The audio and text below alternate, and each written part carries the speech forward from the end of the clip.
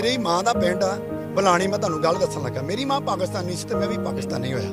ਮੈਂ ਬਲਾਣੀ ਪਿੰਡ ਗਿਆ, ਮੈਨੂੰ ਇੰਨੀ ਕੁ ਰਿਸਪੈਕਟ ਕੀਤੀ ਜੇ ਮੇਰੇ ਵੀਰ। ਸੌਰੀ ਤੁਹਾਨੂੰ ਕੱਟ ਰਹੀਆਂ ਹਾਂ, ਇਹ ਪਿੰਡ ਕਿਹੜੇ ਜ਼ਿਲ੍ਹੇ ਕਿਹੜੀ ਤਹਿਸੀਲ? ਸਰਾਏ ਆਲਮਗੀਰ ਦੇ ਲਾਗੇ ਪਿੰਡ ਬਲਾਣੀ ਆ, ਦਰਿਆ ਜ਼ਿਲ੍ਹਮ ਦੇ ਕੋਲ। ਮੈਂ ਆਪਣੀ ਫੈਮਿਲੀ ਲੈ ਕੇ ਗਿਆ ਸੀ। ਮੁਸਲਮਾਨਾਂ ਨੇ ਮੈਨੂੰ ਐ ਦਿੱਤੀ ਆ ਰਿਸਪੈਕਟ, ਨਹੀਂ ਦਿੱਤੀ ਆ ਕਿ ਮੇਰੇ ਅਥਰੂ ਆ ਗਏ। ਮੈਨੂੰ ਉਸੇ ਵੇਲੇ ਬੁਲਾ ਕੇ ਉੱਪਰ ਕੋਠੇ ਉੱਤੇ, ਹਰ ਘਰ ਚੁੱਲ੍ਹਾ ਸੀ। ਮੇਰੀ ਮਾਂ ਦਾ ਪਿੰਡ ਸੀ, ਮੇਰੀ ਮਾਂ ਪਾਕਿਸਤਾਨੀ ਤੇ ਮੈਂ ਵੀ ਪਾਕਿਸਤਾਨੀ ਹੋਇਆ। ਪਰ ਆਪਾਂ ਕੰਮ ਇਹੋ ਜਿਹਾ ਕਰੀਏ ਕਿ ਪਤਾ ਲੱਗ ਜੇ ਬਲਾਣੀ ਪਿੰਡ ਵਾਲਾ। ਉਹ ਬਲਾਣੀ ਪਿੰਡ ਦੀ ਕੋਈ ਜਿਹੜੀ ਤੁਹਾਡੀ ਮਾਤਾ ਦਾ ਪਿੰਡ ਹੈ, ਉਹਦੇ ਬਾਰੇ ਸਾਨੂੰ ਕੋ ਦੱਸੋ ਕਿ ਲੋਕ ਕਿਵੇਂ ਮਿਲੇ, ਕਦੋਂ ਤੁਸੀਂ ਗਏ, ਕੀ ਹੋਇਆ? ਮੈਂ ਜੀ ਕਾਫੀ ਸਾਲ ਪਹਿਲਾਂ ਗਿਆ ਸੀ। ਉਹਦੇ ਡਾਕਟਰ ਸਾਹਿਬ ਆ, ਫਿਰ ਇੱਕ ਸਰਪੰਚ ਸੀ। ਮੈਂ ਸਰਪੰਚ ਸਾਹਿਬ ਨੂੰ ਕਿਹਾ ਮੇਰੀ ਮਾਂ ਦਾ ਪਿੰਡ ਆ। ਉਹ ਬੜਾ ਮਜ਼ਾਕ ਜਿਹਾ ਆਇਆ, ਕਾਮੇਡੀ ਹੋਈ। ਮੈਂ ਸਰਪੰਚ ਸਾਹਿਬ ਇੱਥੇ ਜਿੰਨੇ ਪੈਸਾ ਮਿਲਦਾ ਖਾਇਓ ਨਾ, ਇੱਥੇ ਲਾਓ, ਉੱਥੇ ਮਸਜਿਦ ਵੀ ਉਹਨੂੰ ਵੀ ਅੱਛੀ ਬਣਾਓ। ਮੇਰੀ ਤਾਂ ਮਨ ਦੀ ਖੁਆਇਸ਼ ਆ ਕਿ ਉੱਥੇ ਬਲਾਣੀ ਪਿੰਡ ਇੱਕ ਯੂਨੀਵਰਸਿਟੀ ਹੋ। ਮੈਂ ਜੀ ਕਾਫੀ ਸਾਲ ਪਹਿਲਾਂ ਗਿਆ ਸੀ। ਮੈਂ ਸੋਚਿਆ ਵੀ ਨਹੀਂ ਕਿ ਮੈਨੂੰ ਇੰਨੀ ਰਿਸਪੈਕਟ ਕਰਨਗੇ। ਮੈਂ ਕਿਹਾ ਮੈਨੂੰ ਕਿਤੇ ਮਾਰਨ ਕੁੱਟਣਾ ਹੋ ਸਕਦਾ, ਚਾਹ ਵੀ ਨਾ ਪਿਆਉਣ। ਉਹਨਾਂ ਨੇ ਇੰਨਾ ਕੁ ਪਿਆਰ ਦਿੱਤਾ, ਭੁੱਖੇ ਨਹੀਂ ਲੱਗਣ ਦਿੱਤੀ ਉਹਨਾਂ ਨੇ। ਮੈਂ ਫਿਰ ਸਾਰੇ ਘਰ 'ਚ ਗਿਆ, ਬੜੀ ਇੱਜ਼ਤ ਕੀਤੀ ਉਹਨਾਂ ਨੇ, ਮੇਰੀ ਬੜੀ ਇੱਜ਼ਤ ਕੀਤੀ। ਅੱਜ ਵੀ ਉਹ ਮੇਰੇ ਕੋਲ ਪਿਆਲੇ ਪਏ ਨੇ ਜਿਹੜੇ ਮੈਨੂੰ ਮੇਰੇ ਵੀਰ ਨੇ ਦਿੱਤੇ ਸੀ ਚਾਹ ਪੀਣ ਵਾਸਤੇ। ਮੈਂ ਅੱਜ ਵੀ ਉਹ 'ਚ ਚਾਹ ਪੀਣ ਦੇਣਾ। ਤੇ ਫਿਰ ਇੱਕ ਮੈਨੂੰ ਉਹਨਾਂ ਨੇ ਇੱਕ ਪਜਾਮਾ ਕਮੀਜ਼ ਸੀ, ਉਹ ਵੀ ਮੈਂ ਦਿਲ ਨਾਲ ਲਾ ਕੇ ਰੱਖਿਆ। ਭਾਵੇਂ ਉਹ ਪੁਰਾਣਾ ਹੋ ਗਿਆ, ਪਰ ਮੈਨੂੰ ਯਾਦ ਆ ਜਾਂਦੀ ਬਲਾਣੀ ਪਿੰਡ ਦੀ। ਇਹਨਾਂ ਲੀਡਰਾਂ ਦੀ ਖਾਤਰ, ਡਾਕੂਆਂ ਦੀ ਖਾਤਰ ਮੈਂ ਆਪਣੇ ਪਿੰਡ ਨਹੀਂ ਜਾ ਸਕਿਆ। ਮੇਰਾ ਦਿਲ ਕਰਦਾ ਮੈਂ ਦੁਬਾਰਾ ਜਾਵਾਂ। ਮੇਰੇ ਬੱਚੇ ਕਹਿੰਦੇ ਪਾਪਾ ਦਾਦੀ ਦੇ ਪਿੰਡ ਨਹੀਂ ਜਾਣਾ। ਮੈਂ ਕਿਹਾ ਪੁੱਤਰ ਇਹਨਾਂ ਡਾਕੂਆਂ ਨੇ ਨਹੀਂ ਸਾਨੂੰ ਜਾਣ ਦੇਣਾ, ਹੈਂ ਸਾਨੂੰ ਜਾਣ ਨਹੀਂ ਦੇਣਾ, ਮੈਂ ਕਿਤਨਾ ਜਾਈਏ। ਮੇਰੀ ਵੀ ਖੁਆਇਸ਼ ਹੈ ਮੇਰੀ ਮਾਂ ਦਾ ਪਿੰਡ ਵਧੀਆ ਬਣੇ। ਇਮਰਾਨ ਖਾਨ ਸਾਹਿਬ, ਮੈਂ ਤੁਹਾਨੂੰ ਇੱਕ ਬੇਨਤੀ ਕਰਨਾ ਚਾਹੁੰਦਾ, ਉੱਥੇ ਵੀ ਇੱਕ 4 ਲਾਈਨ ਹੋ ਜਾਵੇ, ਉੱਥੇ ਵੀ ਇੱਕ ਮੈਡੀਕਲ ਕਾਲਜ ਬੱਚੀਆਂ ਵਾਸਤੇ, ਬੇਟੀਆਂ ਵਾਸਤੇ ਇੱਕ ਕਾਲਜ ਖੋਲ੍ਹਿਆ ਜਾਵੇ। ਮਤਲਬ ਕਾਫੀ ਸੁਧਾਰ ਦਿਓ। ਮੈਂ ਵੀ ਯਾਦ ਰੱਖਾਂ ਜੇ ਅਸੀਂ ਵੀ ਇੰਨਾ ਕੁਛ ਤੁਸੀਂ ਕੀਤਾ ਤੇ ਉੱਥੇ ਮੇਰੀ ਮਾਂ ਦਾ ਪਿੰਡ ਵੀ ਸੁਧਾਰਨਾ ਚਾਹੀਦਾ। ਇਹ ਵੀ ਮੇਰੀ ਖੁਆਇਸ਼ ਆ।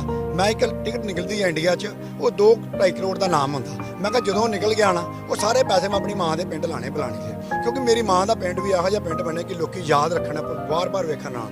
ਵਾਹ ਵਾਹ ਵਾਹ ਵਾਹ। ਸੌਰੀ ਮੈਂ ਤੁਹਾਨੂੰ ਕੱਟਾਂਗਾ ਇੱਥੇ ਕਿ ਮਨਮੋਹਨ ਸਿੰਘ ਜਿਹੜੇ ਸਾਬਕ ਭਾਰਤੀ ਵਜ਼ੀਰ ਆਜ਼ਮ ਹਨ, ਉਹਨਾਂ ਦਾ ਪਿੰਡ ਹੈ ਚਕਵਾਲ ਦੇ ਵਿੱਚ। ਉਹ ਆਪਣੇ ਪਿੰਡ ਨੂੰ ਅੱਜ ਤੱਕ ਨਹੀਂ ਭੁੱਲੇ ਜਿੱਥੇ ਉਹ ਜੰਮੇ ਜਾਏ। ਔਰ ਇਹਨਾਂ ਦੀ ਮਾਂ ਜੀ ਜਿੱਥੇ ਜੰਮੇ ਹਨ, ਇਹ ਉੱਥੇ ਨਹੀਂ ਜੰਮੇ। ਇਹ ਪਾਰਟੀਸ਼ਨ ਤੋਂ ਬਾਅਦ ਇਹ ਅੰਮ੍ਰਿਤਸਰ ਦੇ ਨੇੜੇ ਜੈਰੀ ਪਾਠੀਆ ਜੀ ਉੱਥੇ ਜੰਮਦੇ। ਲੇਕਿਨ ਮਾਂ ਦਾ ਪਿੰਡ, ਮਾਂ ਦੀ ਜ਼ਬਾਨ, ਮਾਂ ਦੇ ਜਿਹੜੇ ਰਿਸ਼ਤੇਦਾਰ ਹੈ ਨਾਨਕੇ, ਉਹ ਕਿੰਨਾ ਉਹਨਾਂ ਨਾਲ ਪਿਆਰ ਹੁੰਦਾ ਹੈ, ਇਹ ਪਾਠੀਆ ਜੀ ਸਾਨੂੰ ਦੱਸ ਰਹੇ ਹਨ। ਕੁਝ ਹੋਰ ਦੱਸੋ ਕਿ ਉੱਥੋਂ ਦੇ ਲੋਕਾਂ ਦੇ ਬਾਰੇ, ਲੋਕਾਂ ਦੇ ਮਿਲਣੀ ਕਿਸ ਤਰ੍ਹਾਂ ਸੀ? ਉਹਨਾਂ ਨੂੰ ਇਹ ਪਤਾ ਸੀ ਕਿ ਸਾਡਾ ਬਣਿਆ ਆ ਗਿਆ? ਕਿਉਂਕਿ ਸਾਡੇ ਪੰਜਾਬ ਦੀ ਰੀਤ ਹੈ ਕਿ ਜਿੱਥੋਂ ਦੀ ਧੀ ਹੋਵੇ ਉਹ ਪੂਰੇ ਪਿੰਡ ਦੀ ਹੈ, ਤਾਂ ਪੂਰੇ ਪਿੰਡ ਦੀ ਧੀ ਹੈ। ਵੇਖੋ ਜੀ, ਉਹ ਪਿੰਡ ਅਸਲ ਮੇਰੇ ਨਾਨਕੇ ਉੱਥੋਂ ਹੀ ਗਿਣੇ ਜਾਂਦੇ, ਇੰਡੀਆ 'ਚ ਨਹੀਂ ਗਿਣੇ ਜਾਂਦੇ। ਅਸਲ ਨਾਨਕੇ ਮੇਰੇ ਉਹ ਆ। ਤੇ ਮੈਂ ਨਾਨਕੇ ਪਰਿਵਾਰ ਗਿਆ, ਮੈਨੂੰ ਇੰਨੀ ਖੁਸ਼ੀ ਹੋਈ।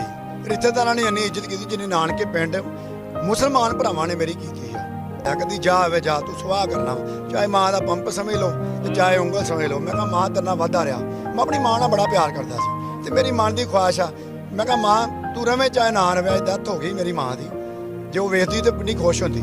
ਮੈਂ ਕਿਹਾ ਜੇ ਤੂੰ ਮਾਂ ਰਵੇ ਨਾ ਰਵੇਂ, ਬਲਾਣੀ ਪਿੰਡ ਇਹੋ ਜਿਹਾ ਬਣਾ ਦੇਵਾਂਗੇ ਕਿ ਤੂੰ ਯਾਦ ਰੱਖੇਂਗੀ। ਭਾਵੇਂ ਮੈਂ ਪੈਰੇ ਨਾ ਫੜ ਲਵਾਂ ਇਮਰਾਨ ਖਾਨ ਸਾਹਿਬ ਦੇ। ਇਮਰਾਨ ਖਾਨ ਮੈਨੂੰ ਜੋ ਮਰਜ਼ੀ ਕਰਨਾ ਪਿਆ, ਤੇਰਾ ਪਿੰਡ ਜਿਹੜਾ ਉਹ ਮੈਂ ਸੰਵਾਰਨਾ ਹੈ। ਇਹ ਹੈ ਮਾਂ ਦੇ ਨਾਲ ਮੁਹੱਬਤ। ਜਦੋਂ ਅਸੀਂ ਕਹਿੰਦੇ ਆ ਨਾ ਸਾਡੀ ਪੰਜਾਬੀ ਮਾਂ ਬੋਲੀ ਹੈ, ਤੇ ਉਹਦੇ ਪਿੱਛੇ ਇਹ ਜਜ਼ਬਾ ਹੁੰਦਾ ਹੈ ਕਿ ਤੁਹਾਡੇ ਦੁਨੀਆ ਦੇ ਵਿੱਚ ਤੁਹਾਡਾ ਲੱਖਾਂ ਦਾ ਕਰੋੜਾਂ ਦਾ ਨੁਕਸਾਨ ਹੋ ਜਾਏ, ਤੁਸੀਂ ਨਹੀਂ ਰੋਂਦੇ ਹੋ। ਲੇਕਿਨ ਤੁਸੀਂ ਰੋਂਦੇ ਹੋ ਆਪਣੀ ਮਾਂ ਦੀ ਖਾਤਰ, ਆਪਣੇ ਉਹ ਪਿੰਡ ਦੀ ਉਸ ਜਨਮ ਭੂਮੀ ਦੇ ਬਾਰੇ ਜਿਨ੍ਹਾਂ ਨਾਲ ਤੁਹਾਡੀਆਂ ਰੂਟਸ ਜੁੜੀਆਂ ਹੁੰਦੀਆਂ। ਔਰ ਇਹ ਇਹਨੂੰ ਕੱਟੇ ਹੋਏ, ਜਿਹੜਾ ਕੱਟਿਆ ਗਿਆ ਇੱਧਰ ਦੇ ਪੰਜਾਬੀਆਂ ਨੂੰ ਉੱਧਰ ਦੇ, ਉੱਧਰ ਦੇ ਨੂੰ ਇੱਧਰ ਜ਼ਬਰਦਸਤੀ ਸੁੱਟਿਆ ਗਿਆ, ਉਹ ਜ਼ਖਮ ਕਿਤਨੇ ਤਾਜ਼ਾ ਹਨ, ਉਹ ਜ਼ਖਮ ਕਿਤਨੇ ਲੰਬੇ ਚਲੇ ਹਨ, ਇਹ ਤੁਹਾਨੂੰ ਜੈਰੀ ਜੀ ਦੀ ਗੱਲ ਸੁਣ ਕੇ ਪਤਾ ਲੱਗ ਰਹੀ ਹੈ। ਵੇਖੋ ਜੀ, ਹਰ ਇੱਕ ਨੂੰ ਮਾਂ ਪਿਆਰੀ ਹੁੰਦੀ ਹੈ। ਮੈਂ ਵੀ 2 ਬੱਚਿਆਂ ਦਾ ਪਿਓ ਹਾਂ। ਜੋ ਮਾਂ ਪਿਆਰ ਕਰਦੀ ਹੈ ਨਾ ਆਪਣੀ ਬੇਟੀ ਨਾਲ, ਮਾਂ ਨਾਲ ਹੀ ਬੇਟੀ ਸੀਕ੍ਰੇਟ ਗੱਲ ਕਰ ਸਕਦੀ, ਪਿਓ ਨਾਲ ਨਹੀਂ ਕਰ ਸਕਦੀ। ਤੇ ਮਾਂ ਨੇ ਮੈਨੂੰ ਵੀ ਬੜਾ ਪਿਆਰ ਕੀਤਾ। ਮੈਂ ਕਿਹਾ ਮਾਤਾ, ਮਾਂ ਜਿਹਨੂੰ ਅੰਮੀ ਦੇ ਆਪਾਂ ਕਹਿ ਦਿੰਦੇ ਆ ਲਿੰਗ ਵਿੱਚ, ਮਾਂ ਮੈਂ ਬਲਾਣੀ ਜਾਵਾਂ ਤੇ ਉਹ ਹੋਣਾ ਮੈਨੂੰ ਪਾਣੀ ਨਾ ਪੁੱਛਣ, ਉਹ ਕਹਿੰਦੀ ਜਾ ਆਵੇ ਜਾ, ਹੱਥਾਂ ਨੇ ਚੁੱਕ ਲੈਣੀ। ਇਹ ਹੋ ਸਕਦਾ? ਮੈਂ ਕਿਹਾ ਕੀ ਪਤਾ ਮੁਸਲਮਾਨ ਮੈਨੂੰ ਕਹਿਣ ਤੂੰ ਕੀ ਲੈਣ ਇੱਥੇ ਆਇਆ ਵਾ, ਪਰ ਮੈਨੂੰ ਕਿਹਾ ਮੈਨੂੰ ਮਾਣ ਆ, ਮੈਨੂੰ ਸਰਦਾਰ ਹੋਣ ਕਰਕੇ ਕੁਛ ਨਹੀਂ ਕਹਿਣਗੇ। ਹੈਂ ਤੇ ਮੈਂ ਜਦੋਂ ਵੇਖਿਆ ਫਿਰ ਉੱਥੇ ਮੈਂ ਬਜ਼ੁਰਗ ਨੂੰ ਕਿਹਾ ਗੱਲ, ਮੈਂ ਦੰਮੇ ਸ਼ਾਹ ਦਾ ਦੋਤਰਾ, ਅੱਜ ਵੀ ਸਾਡੇ ਨਾਨਾ ਜੀ ਦਾ ਉੱਥੇ ਨਾਂ ਲਿਖਿਆ, ਸੇਵਾ ਕਰਾਈ। ਦੰਮੇ ਸ਼ਾਹ ਬੜਾ ਮਸ਼ਹੂਰ ਆ। ਫਿਰ ਇੱਕ ਸਾਨੂੰ ਮੁਸਲਮਾਨੀ ਸਾਡੀ ਭੈਣ ਨੇ ਦੱਸਿਆ ਕਿ ਤੁਹਾਡੀ ਇੱਕ ਮਾਸੀ ਹੋਰ ਹੁੰਦੀ ਸੀ ਤੇ ਇੱਕ ਸ਼ਾਣੀ ਮਾਸੀ ਇੱਕ ਹੋਰ ਸੀ ਤੇ ਸਾਡੀ ਮਾਂ ਜਿਹੜੀ 16 ਸਾਲ ਉਮਰ ਸੀ ਜਦੋਂ ਇੱਥੇ ਆਈ। ਕੀ ਨਾਂ ਸੀ ਮਾਂ ਜੀ ਦਾ?